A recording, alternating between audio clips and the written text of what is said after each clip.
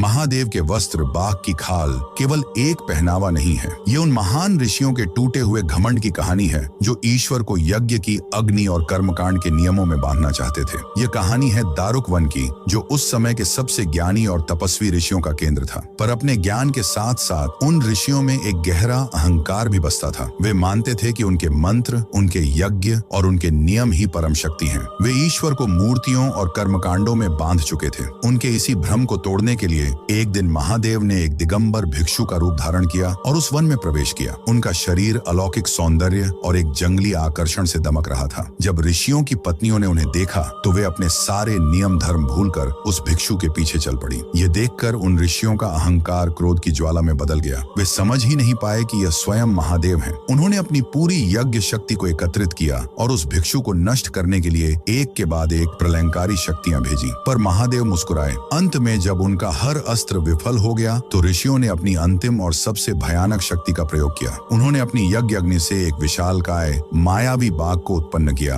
और उसे उस भिक्षु पर छोड़ दिया। पर वह बाघ जिस पर झपटा था वह कोई साधारण भिक्षु नहीं बल्कि स्वयं पशुपतिनाथ थे, पशुओं के स्वामी। महादेव ने उस बाघ को खेल खेल में वश में कर लिया और अपने नाखून के एक ही स्पर्श से उसकी खाल उतारकर उसे अपने वस्त्र की तरह धारण कर लिया। वह बाघ केवल एक पशु नहीं था, वह उन ऋषियों के अहंकार, उनकी अनियंत्रित इच्छाओं और उनकी कच्ची पाशविक शक्ति का प्रतीक था। उस खाल को पहनकर महादेव ने यह घोषणा कर दी कि वे केवल देवताओं के ही नहीं बल्कि हर उस प्राकृतिक और पाशविक शक्ति के भी स्वामी हैं जिसे मनुष्य नियंत्रित करने का दंभ भरता है। ये वस्त्र हमें याद दिलाता है कि सच्ची शक्ति बाहरी आडंबरों में नहीं बल्कि अपने भीतर की पशु वृत्तियों जैसे अहंकार और क्रोध को वश में करने में है। उस दिगंबर महादेव के सम्मान में जो अहंकार को भी अपना वस्त्र बना लेते हैं, कमेंट्स में